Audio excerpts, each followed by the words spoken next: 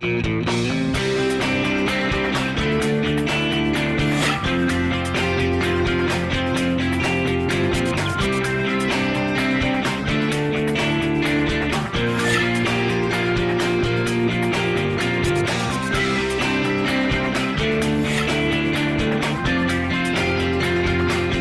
I'm Kristen Oaks-White. Thank you for joining us for This Week in Louisiana Agriculture, the only TV show bringing Louisiana farmers and consumers together every week. My partner, Avery Davidson, will join us in just a moment. We're at the Louisiana Department of Agriculture and Forestry building here in Baton Rouge. Louisiana Commissioner of Agriculture and Forestry, Dr. Mike Strain, recently led a trade delegation from Louisiana on a trip to Cuba. About 100 people from Louisiana made the trip to Havana, Cuba, to establish trade connections. Hopes are that Louisiana farmers and ranchers can soon begin selling agricultural products to the island nation, but Congress must act before that can happen. TWILA's own Avery Davidson was on the trip and has this special report. Buenos dias in Havana. On this second trip to Cuba, Louisiana farmers and ranchers got to see firsthand the agriculture here in the island nation. Now, Cuba imports 80% of its food to feed the 11 million residents and about 3 million tourists who come here every year. Now, the tourists are coming here for the culture, for the music. But as Louisiana farmers and ranchers saw on this trip, like the music, if it's not just perfect, it's not going to feed everyone here.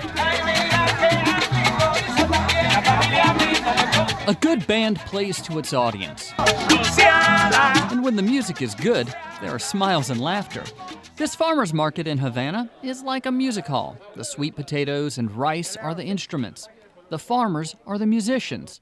The sellers smile when you ask about the price for a sweet potato. ¿Cuánto cuesta boniato? 0.80 centavos. But the salesman's smile quickly goes away as the jefe standing behind me makes a gesture, and with a wave of his hand, this interview is Finito. Lots of bananas. For Louisiana Commissioner of Agriculture and Forestry, Dr. Mike Strain, the walk through the market is just beginning. Lots of rice. Strain is really interested in rice because before the revolution, Louisiana shipped about 60% of the rice grown in the state to Cuba. Now, rice like this comes from Vietnam. If you look at the quality of the rice that we've seen, you know, and there's a lot of brokens in it, and we can sell a much higher quality price at a much more competitive, price. Price is a big issue in Cuba. The average salary for someone here is $20 a month. That's why this man, Raul Perez, had to change careers. He spent 17 years working in the Cuban sugar industry. He has a degree in agronomic engineering, and he's broke. I get much money working as security cop than agronomic engineer. It's tough being 60 years old and the smartest security guard at his hotel.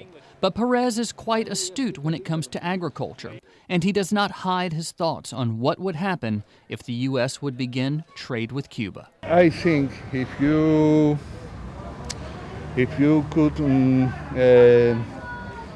send your agricultural products to Cuba, our agriculture dies because you are more productive.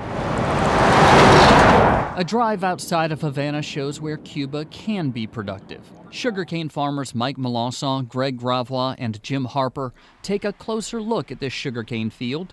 You hear all these stories how Cuba has no fertilizer, their industry's run down, but this cane looks pretty good, comparable to what we have in Louisiana at this stage.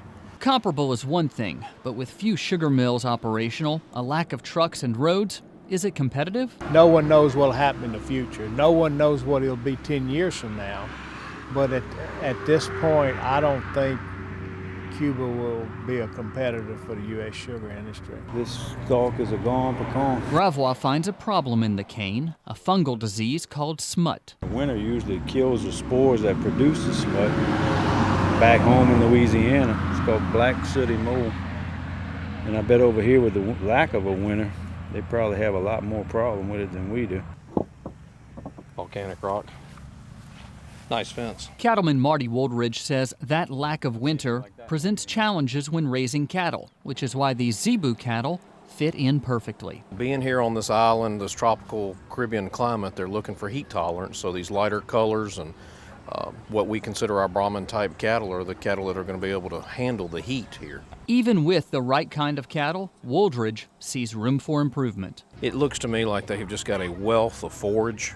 A lot of us back home, not me, but a lot of people back home are fighting Johnson grass. Well, they got a bunch of it here, and they just need to be making better use of it. A lot of land really looks underutilized here. Hopes are trade with Cuba could help the people here better utilize their instruments and again make beautiful music with their agriculture. Perez was quite an interesting man. Now, coming up next week, I'm going to share with you more from the island nation, including a little bit about the port and how that's going to be so integral to getting Louisiana products here in Cuba. Thanks, Avery. Commissioner Mike Strain says this trip was a preliminary mission to set up connections for when Governor John Bel Edwards is expected to visit Cuba. That trip will likely happen in October. Meanwhile, the USDA is sending a temporary detail from its Foreign Agricultural Service to Cuba. Secretary of Agriculture Tom Vilsack made that announcement at the National Governors Association meeting.